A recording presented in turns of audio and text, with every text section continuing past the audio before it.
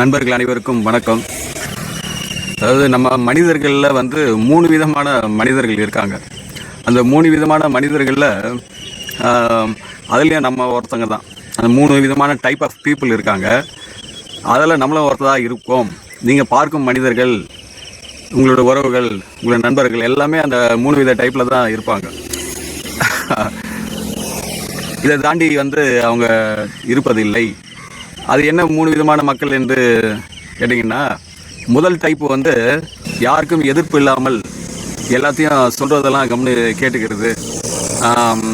இப்போ அவங்க நலன் சார்ந்து பேசுகிறது, அவங்க சரின்னா சரின்னு சொல்கிறது, தப்புன்னா தப்புன்னு சொல்கிறது. வானத்தை பார்த்து வெள்ளக்காக்கா பறகுதுன்ட்டு சொன்னால், அப்படிங்களா, ஆமாங்க வெள்ளக்காக்கா பறகுது, கொஞ்சம் நல்லா பாருங்களேன், கூட 2 காக்கா சேர்ந்து பறகுதுன்னு சொல்லுவாங்க.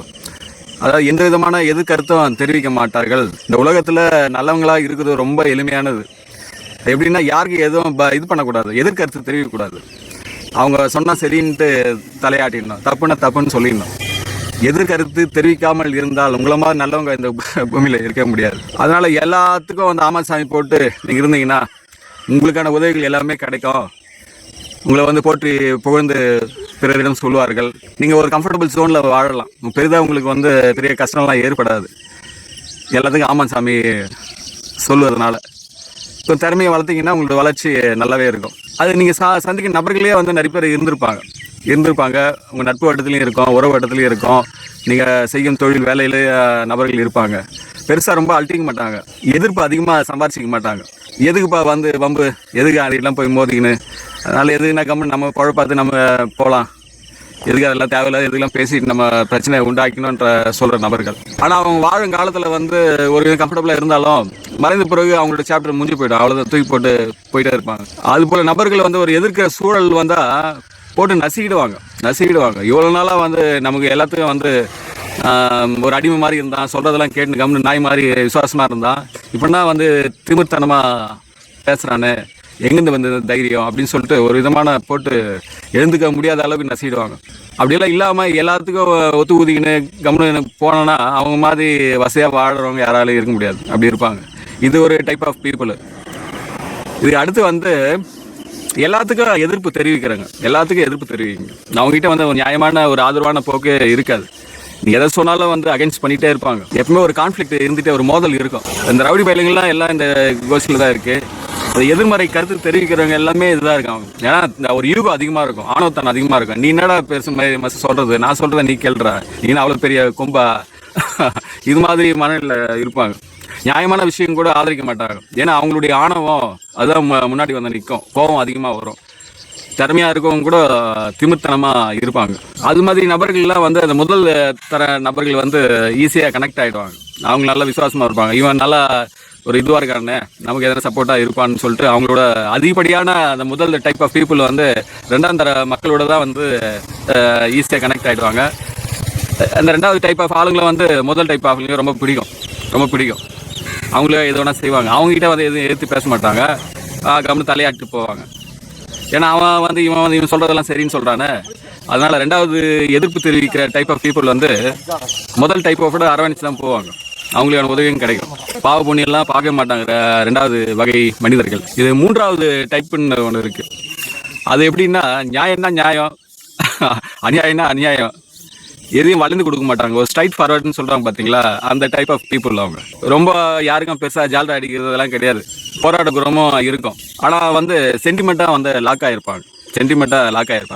அவங்கள கவு இருந்தால் அந்த சென்டிமெண்ட் விஷயத்தில் கவுத்துடலாம். சில பலவீனமான விஷயங்கள்லாம் இருக்கும் சில பேருக்கு, எல்லாருக்கும் நான் சொல்ல முடியாது.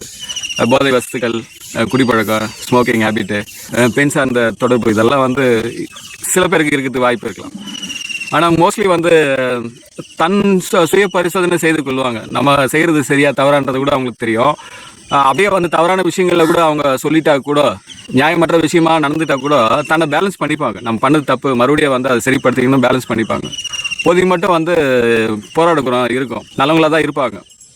ஏன்னா நியாய நீதி கண்டிப்பாக தெரியும், அநியாயத்துக்கு துணை போக மாட்டாங்க. அந்த முதல் டைப் ஆஃப் ஆள் இருக்காங்க பார்த்தீங்களா, அவங்களும் வந்து இந்த 3வது நபர்களோட கனெக்ட் ஆகிடுவாங்க ஈஸியாக. ஏன்னா அவன் தான் வந்து எதையும் வந்து எல்லாத்துக்கும் ஆமாசாமி போகிறோன்னாச்சே, அதனால் வந்து ரெண்டாவது டைப்பும் மூணாவது டைப்போட ஈஸியாக ஃபர்ஸ்ட் டைப் வந்து மனிதர்கள் வந்து கனெக்ட் ஆகிடுவாங்க. அவங்களுக்கு பெருசாக வந்து பாதிப்பு இருக்காது ரெண்டாவது ஆளுங்கிட்டே மூணாவது ஆளுங்கிட்டே. இதை பாதிக்கு அதிகமாக படுறது ஏன்னா ரெண்டாவது நபர்களோட மூன்றாம் நபர்கள் தான் வந்து இந்த உலகத்தில் ரொம்ப போராட வேண்டியிருக்கும், ரொம்ப சிரமப்பட வேண்டியிருக்கும். ஆனால் மனிதர்களிடையே ஏற்படுற மாற்றங்கள், புரட்சிகள் எல்லாமே அந்த மூணாவது நபர்கள்கிட்ட தான் ஏற்படும். அவர்கள் தான் வந்து சிந்திக்கும் சிந்தனையிலும் செய்யும் செயலும் எல்லாத்தையும் ஒரு மாற்றத்தை கொண்டாடுவாங்க. இந்திய சுதந்திரத்துக்கு போராடின பல்லாயிரக்கணக்கான தியாகிகளில் முதன்மையான சில பேரில் முக்கியமானவர் காந்தி வந்து வெள்ளைக்காரன் வந்து இந்தியாவே இருந்துட்டு போட்டோம், அவனே நல்லா ஆண்டு போகிறான், நம்ம எதுக்கு மக்களுக்கு சுதந்திரம் கிடைக்கணும்னு அவர் நினச்சிருந்தால் இந்த நேரத்தில் இந்த வீடியோலாம் போட்டு அதெல்லாம் பேசிக்க முடியாது, நமக்கான சுதந்திரம் இல்லாமல் போயிருக்கும். அவர் வந்து மூன்றாம் வகை மனிதராக இருந்தார், நியாயம் இதெல்லாம் பார்த்து தான் வாழ்ந்தார். அதனால தான் வந்து காந்தியை வந்து சுடு தள்ளிட்டானுங்க. வெள்ளைக்காரனா தான் சொன்னான், நாங்கள் சுதந்திரம் கொடுக்காத வரைக்கும் வந்து காந்தியை நன்றதாக பாதுகாத்தோம், சுதந்திரம் கொடுத்தோடனே உங்கள் மக்களே நீங்களே அவரை சாகடிச்சிருக்கீங்கன்னு. ஏன்னா வெள்ளைக்காரங்கிட்ட அந்த நியாய நீதி குறைந்த அளவுக்கு எடுபட்டது. ஆனால் வந்து நம்ம மக்கள்கிட்ட அவரை பாதுகாக்க முடியாத சாகடிச்சிட்டோம், அவர் நியாய நீதி எடுபடவில்லை. ஏன்னா இந்து முஸ்லீம் அந்த கான்ஃப்ளிக்டில் வந்து அவருடைய உயிர் பறிபோகிற மாதிரி ஆயிடுது. தந்தை பெரியாரும் அதே மாதிரி தான் நியாயமான விஷயங்களை எதிர்ப்பு தெரிவிச்சதுனால தான் அவர் வாழ்ந்த காலத்தில் ரொம்ப பல பிரச்சனைகள் சந்திச்சார். ஆனால் அந்த அவர் சொன்ன புரட்சிகரமான சிந்தனை இதெல்லாம் வந்து இப்போ நம்ம நடைமுறை இதுவாக இருக்குல்ல, விதவை மறுமணம், அதுக்கு முன்னாடி நிறைய பேர் சொல்லிட்டாங்க, முன்னே எடுத்தார்ல அதெல்லாம் பகுத்தறிவு சிந்தனையோட மக்கள் செயல்படுறது, பெண்களுக்கான உரிமைகள், இதெல்லாம் வந்து ரொம்ப கான்ஃப்ளிக்டாக ரொம்ப பேசினார். அப்போ அவர் இருந்த சூழ்நிலை இப்போ ரொம்ப எதிர்ப்பு அதிகமாக தானே இருந்தது. தேவதாசி முறையெல்லாம் ரொம்ப எதிர்த்து பேசினவர், கோயிலில் பொட்டு கட்டி விடுறதெல்லாம் அப்போல்லாம் ஒரு பெரிய அது பெண்களை ரொம்ப அடக்குமுறை கொண்டு தானே இருந்தது. இப்போ அதெல்லாம் வந்து இது கிடையாதுல்ல.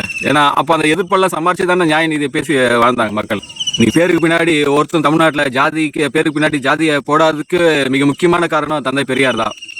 அவர் செங்கல்பட்டில் மாநாட்டில் போடப்பட்ட தீர்மானத்தில் தான் இன்ன வரைக்கும் நம்ம அதை வந்து தொடர்ந்து கொண்டு இருக்கோம். இந்தியாவில் வந்து எல்லா மாநிலத்திலையும் அவங்கவுங்க பேருக்கு பின்னாடி ஜாதி கண்டிப்பாக இருக்கும். ஆனால் தமிழ்நாட்டில் தான் வந்து நம்ம பேருக்கு பின்னாடி ஜாதியை போட்டுக்க மாட்டோம். அது காரணம் வந்து தந்தை பெரியார் தான். அவர் வந்து நியாயமான விஷயங்களை எடுத்து வச்சதுனால தான் இன்னைக்கு கூட வரைக்கும் கல்யாண பத்திரிகை வேணால் போட்டுக்கலாம், ஜாதி சங்க போஸ்டர் வேணால் போட்டுக்கலாம். ஆனால் பொதுவாக பேரை சொல்லும் போது ஜாதியத்தோடு சேர்த்து சொல்றதில்லை. அதுக்கு காரணம் வந்து தந்தை பெரியார் தான். அவர் மூன்றாவது டைப் ஆஃப் பீப்புள். அதனால வந்து இந்த 3 வகை மனிதர்கள் தான் இருக்காங்க. இப்போ என்ன கேட்டிங்கன்னா நீ எப்படி என்ன டைப் ஆஃப் பீப்புள் என்ன, நான் துணிஞ்சு தைரியமாக சொல்லுவேன், நான் 3ஆம் வகை நபர் தான். சரினா சரி, அவ்வளோதான். யாரும் நான் இதெல்லாம் பார்க்க மாட்டேன், சென்டிமெண்ட்டுக்கும் பொதுவாக லாக் ஆக மாட்டேன். ஆனால் கொஞ்சம் இருக்குது சென்டிமெண்ட்டாக கூட கொஞ்சம் கவுத்தரலாம், குழந்தைங்களுடைய சென்டிமெண்ட் இருக்குது. அதனால் 1ஆம் வகை மனிதர்கள் ரொம்ப கம்ஃபர்டபுள் ஜோனு. அவங்க 2வது 3வதோட சீக்கிரமாக கனெக்ட் ஆகிடுவாங்க. அவங்க இந்த பூமியில் எந்த பிரச்சனை இல்லாத யார் என்ன ராம ஆண்டான்னா ராவண ஆண்டான்னா எப்படி வேணா நம்ம வாழ்ந்துட்டு போகலான்னு வாழ நபர்கள், ஒரு விதமான பச்சோந்தியான மனிதர்கள் கூட சொல்லலாம். அது அவங்களுக்கு வாழ்க்கைக்கு அது நல்லதாக இருக்குன்னு அவங்க நினைச்சாலும் அது மனித குலத்துக்கு ரொம்ப இதுவானது தான். ஏன்னா மனுஷனை பிறந்த மற்றவங்க ஏதோ ஒரு இதில் வந்து பயனுள்ளதாக இருக்கணும்ல, குறைந்தபட்சம் தன் இனத்துக்கு நான் பயனுள்ளதாக இருக்கணும்ல. 2வது வகை மனிதர் ரொம்ப ஒரு கான்ஃப்ளிக்ட். நான் அது கூட சேர்ந்து எதுவுமே எந்த இதுவும் செய்ய முடியாது, தொழில் பண்ண முடியாது, குடும்பம் நடத்த முடியாது, எந்த கருத்தும் பேச முடியாது, எல்லாத்துக்கும் வந்து முக்கியம் மோதின்னு இருக்கும். ரொம்ப ஆபத்தான மனிதர்கள், எல்லாத்துக்கும் எதிர்ப்பு தெரிவிக்கிறீங்க. 3வது வகை மனிதர்களோட நேர்மையாக பழகலாம். அவங்ககிட்ட நல்ல விஷயங்கள்லாம் இருக்குது, புதிய சிந்தனைகள் இருக்கும், படைப்பாற்றல் தன்மை இருக்கும், ஏதோ மக்களுக்கு ப்ரெசென்ட் பண்ணிகிட்டே இருக்குன்ற அந்த நினப்பு இருக்கும். இந்த மெனக்கெட்டு நான் இதெல்லாம் வீடியோ எதுக்கு போடுறேன்னு சொல்லுங்கள். ஏதோ நமக்குள்ளே ஏற்படுற கருத்துக்கள் இதெல்லாம் வந்து ஏதோ ஒரு விஷயங்கள் நம்ம வந்து வெளிப்படுத்துகிறோம். விதைத்து கொண்டு இருப்போம், அறுவடை செய்பவர்கள் அறுவடை செய்து கொள்ளட்டும். இந்த அடிப்படையில் தான் நம்ம ஏதோ விஷயங்கள் ஒரு படைப்பட சிந்தனைகளை நம்ம வெளிப்படுத்திட்டு இருக்கோம். ஏனென்றால் அந்த 3ஆம் வகை மனிதர்களாக நம்ம இருப்பதால் இந்த தரத்தில் வந்து நம்ம முதல் தரம்னு சொல்கிறது, இந்த இதில் வந்து 3ஆம் தரம் தான் ரொம்ப சிறப்பான தரமாக இருக்கும். நீ கேட்கும் நபர்கள் கூட நீங்கள் 3ஆம் நபராக இருக்கலாம். அதனால் முதல் தர நபராகவும் இருக்காதீங்க, 2ஆம் தர நபராக இருக்காதீங்க. 3ஆம் தர நபராக இருப்பது வந்து இந்த பூமிக்கு வந்து இறைவன் கொடுத்த வரம்பாக தான் நம்ம எடுத்துக்கொள்ள வேண்டும். அதனால் வாழும்போது நம்மளால் முடிஞ்ச பயனுள்ளதான விஷயங்களை பகிர்ந்து கொண்டு முடிந்தால் பிறருக்கும் உதவி செய்து கொண்டு வாழ்வது தான் சிறப்பான வாழ்க்கையாக இருக்கும், ஒரு நிறைவான வாழ்க்கையாக இருக்கும். அந்த நிறைவான வாழ்க்கை உங்கள் வாழ்வில் முழுவதும் கிடைக்க எல்லாம் வல்ல அந்த இறைசக்தியை நான் பிரார்த்திக்கின்றேன். வாழ்க வளமுடன். இக்காணொலி வந்து உங்கள் நட்பு வட்டத்தில், உறவு வட்டத்தில், வாட்ஸ்அப் குரூப்பில் பகிர்ந்து கொள்ளுங்கள். சப்ஸ்கிரைப் செய்து கொள்ளுங்கள்.